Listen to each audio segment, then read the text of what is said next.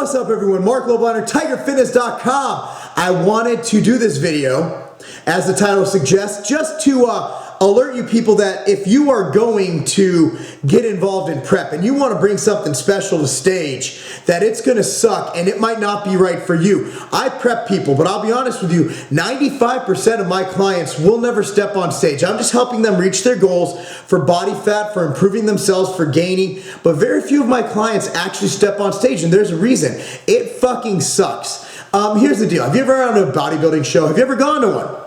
You look at it, you're like, man, those people look like shit. They're not in shape. There might be at any show 1, 2, maybe 3 guys, even at pro shows, who actually fucking dieted to the point that they look like they should, who look like they brought it. I'll tell you what, anybody John brings in, anybody I bring in, my brother, they're gonna be in shape.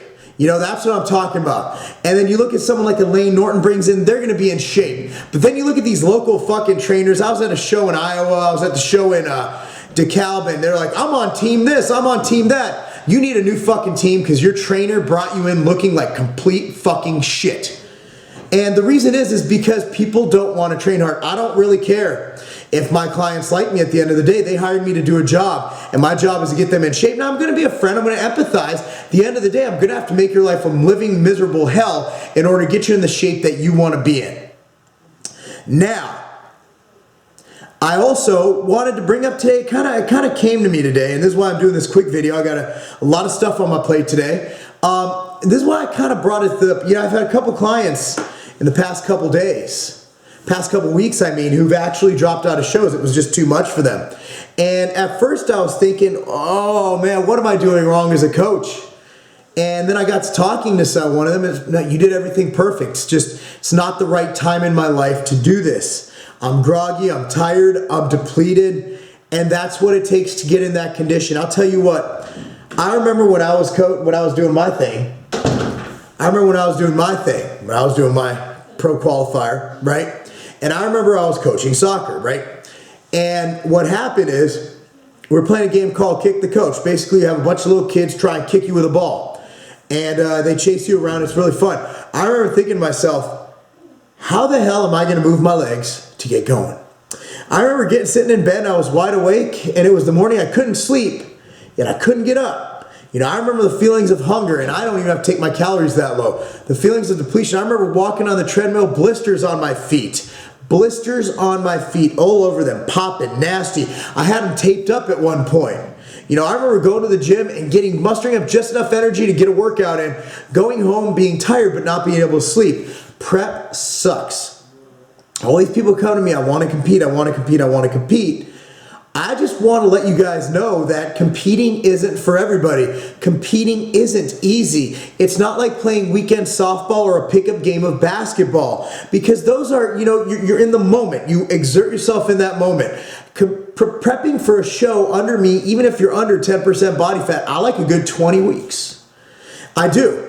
I don't bring anybody in less than stellar condition. If not, I will tell them not to get on stage, or at least don't tell anybody that I'm training them. I turned down 3 clients just last week who wanted to get a show within 12 weeks, and maybe they could have been ready in 12 weeks. It just wasn't enough time, in my opinion, and it would have allowed too many tangible issues, too many intangibles, too many things that could go wrong, and I don't want anybody to overshoot, and I also don't want to diet them too quick where they have issues where they might get rhabdomyolysis, they might get some issues like that, which I've seen happen from people who do these crazy crash diets with a ton of cardio. Now, towards the end, it's going to suck. Now, one thing I'm cognizant of is I never keep fats too low, and I always raise them intermittently to make sure that hormone levels are optimized. Obviously, you don't want to ride everybody at 20 grams of fat for weeks on end. But I just want to lay it out there, you know, because I've had a couple clients drop out of shows, there's nothing wrong.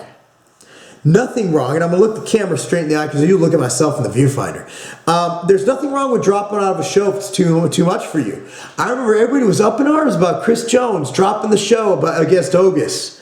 And I was the only one who came out and said, you know what? Good for Chris. He has his fucking priorities straight. You know who was hating on him? Those motherfuckers who's never fucking done it. They've never gotten in shape, and they've never felt the pain and the agony of actually bringing it. And Chris is the kind of guy, I think, where unless he brings it, he doesn't even want to do it. And Chris knew that it was too much for him at the time to do. And right now, hell, I've dropped out of shows because it was too much at the time. And I'd say that I'm a pretty fucking good Iron Warrior, you know? And I just want to let you guys know that there's nothing wrong with dropping out of a show. There's nothing wrong with saying, you know what? I had a guy come to me earlier, one of my clients, and I was prepping him for a show, and his metabolism, he didn't have a great amount of muscle to cut with. And like, what do you have going on the rest of the year? And we had plenty of time. We were up in there about what show we were going to do. And I remember I'm like, what do you have going on the rest of the year?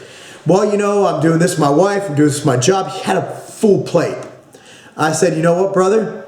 I really think you should reconsider competing. I'll bring you in shape, but you're going to hate life and you might destroy other areas of your life. And it's my job as a coach to say that. And I respect people who are honest with themselves and drop a show rather than ruining their marriage.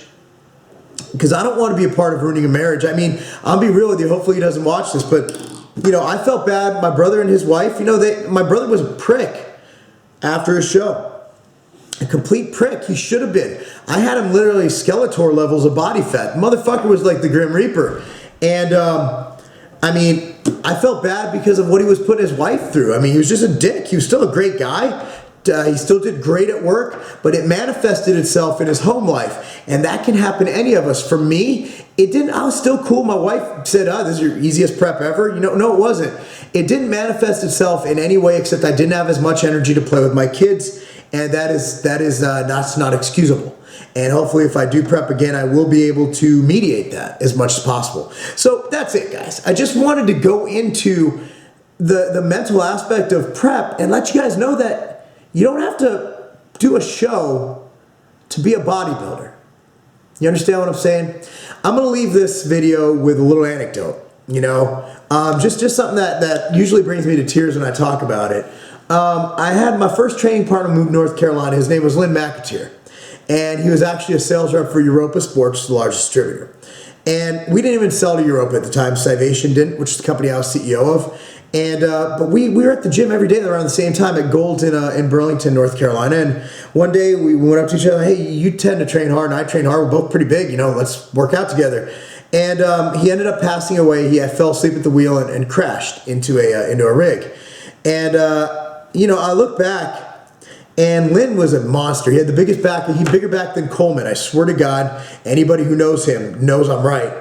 And I remember I asked him one day, I'm like, why do you compete? He's like, because I don't really like the competition thing, you know. I just like having muscle. I just like training, and I'm a bodybuilder. It's just what I do. He competed once. He won the entire show. I believe it was the Mountaineer up in North Carolina, up in Boone, back in the day. And he's like, all right, I won. Now what? It wasn't for him. You don't have to compete to be a bodybuilder. So, and you kids, you 18, 19, 20-year-olds, make sure you have all your shit in place. And you family men, make sure you have all your ducks in a row, and be cognizant of the fact that you might be ruining a lot of things in that prep process. There's nothing wrong with dropping out of a show.